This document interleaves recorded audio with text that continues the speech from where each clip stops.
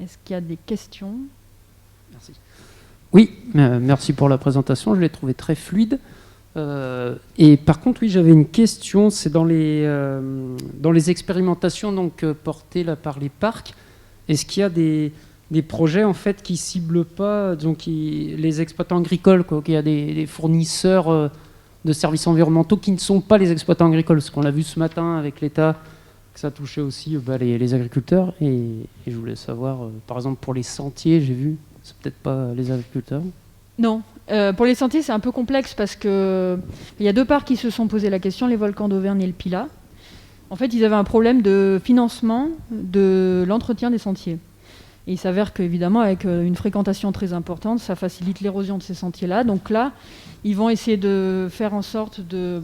les bénéficiaires, enfin ceux qui vont pouvoir financer les PSE, ça va être des associations qui organisent des manifestations sportives. Ça peut être ça. Il y a eu un exemple sur le parc des volcans d'Auvergne où Vulcania a organisé un week-end où 1 € du prix d'entrée pour pouvoir accéder au site de Vulcania pouvait bénéficier directement à l'entretien des chemins de rando sur les volcans d'Auvergne. Voilà, on est être un petit peu à côté des PSE, mais il y a ce mécanisme direct. On a un problème de territoire, de l'érosion sur un endroit. Comment on fait avec les acteurs locaux pour faire financer ça et faire évoluer la qualité des sentiers et l'entretien. Et après, sur le volet forestier, on a été donc par exemple en lien... alors sur le cas de l'impluvium d'Avesnes, dans le Haut-Languedoc, il y a une association qui est en train de se créer à l'initiative de la société Pierre Fabre qui gère Avesnes, les sources d'Avesnes, qui met en lien à la fois les agriculteurs et les gestionnaires propriétaires forestiers pour faire évoluer leurs pratiques aux agriculteurs et aux forestiers pour limiter l'impact sur l'impluvium d'Avesnes. Donc voilà, nous on va au-delà de la simple sphère agricole, il y a différents cas. On s'adapte vraiment, c'est comme je disais, c'est un outil sur mesure. On voit en fonction d'une problématique quels sont les acteurs qu'il y a derrière. Voilà, c'est l'ADN des parcs aussi, travailler avec une diversité d'acteurs. Alain Martinet, région Auvergne-Rhône-Alpes. Je ne sais pas, j'ai peut-être pas tout suivi, mais comment est-ce que vous avez estimé donc la valeur de ce service écosystémique finalement, qui est la protection de la qualité de l'eau, et comment vous l'estimez et comment vous établissez en fait la rémunération des agriculteurs qui vont rentrer dans ces contrats. Donc là, par exemple, pour le barrage du Couzon, concrètement, il n'y a pas d'estimation du service écosystémique. C'est l'estimation du consentement à payer ou du consentement à recevoir. C'est un peu, on met un prix sur le marché, l'agriculteur est prêt à recevoir combien pour pouvoir faire évoluer ses pratiques, mais en soi, on ne quantifie pas, on n'évalue pas le coût du service, la valeur du service écosystémique. C'est plutôt, on a l'offre, on a la demande, quel est le prix qui va permettre de faire croiser les deux. C'est vraiment comme ça que ça se passe. Après, je ne peux pas vous dire, par contre, dans les détails, c'est pour ça qu'on est accompagné par un bureau d'études qui fait justement ces calculs avec l'aide du parc du Pilat, avec l'aide aussi des gestionnaires de Saint-Étienne Métropole. Et par contre, on pourra avoir les éléments dans les livrables de l'étude sur le calcul exact de ce consentement à payer, consentement à recevoir. Mais là, à date, je ne peux pas vous informer davantage. Là, c'est plutôt le consentement à payer qui est important.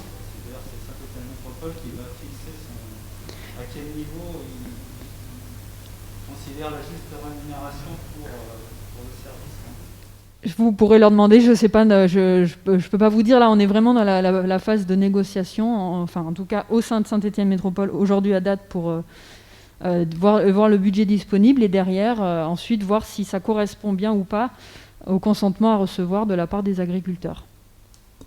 Merci. Marion Langon, OFB. Oui, vous avez prononcé le mot de solution fondée sur la nature. Du coup, ça me fait me poser une question plus globale. Donc, je ne sais pas forcément pour parler du barrage du Couzon, mais bien qu'on pourrait se poser la question. Est-ce que des PSE enclenchent forcément des solutions fondées sur la nature ? Parce que là, les techniques de labour et le paillage, je ne suis pas convaincue.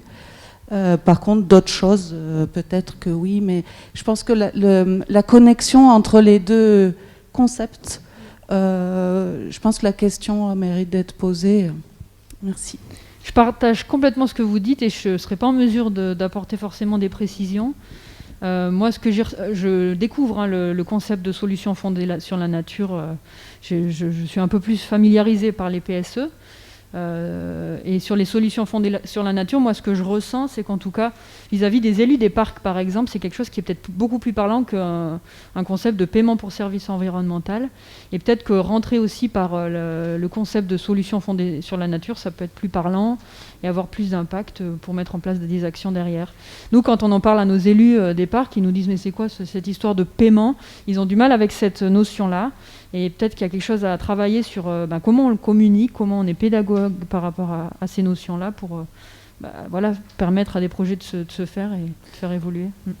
Peut-être pour apporter un élément de réponse, c'est que dans les solutions fondées sur la nature, on est là pour maximiser, utiliser au mieux au profit de l'espèce humaine, les services écosystémiques. Donc les services écosystémiques, ça a été rappelé ce matin, c'est l'ensemble des services rendus par les écosystèmes et ils n'ont pas besoin d'intervention humaine pour fonctionner. Ils existent en tâche de fond, si je puis dire. Alors que quand on va rentrer dans l'aspect service environnemental, à ce moment-là, c'est un service dans lequel il y a intervention humaine. Et donc, il y a effectivement l'intervention agricole. Donc, dans l'exemple, là, le fait de dire on va replanter des haies, la replantation de haies va permettre que la haie joue un rôle de service écosystémique à travers le filtre sur l'érosion des sols, etc., de retenir les fines, éviter qu'elles aillent d'absorber une partie des polluants, etc.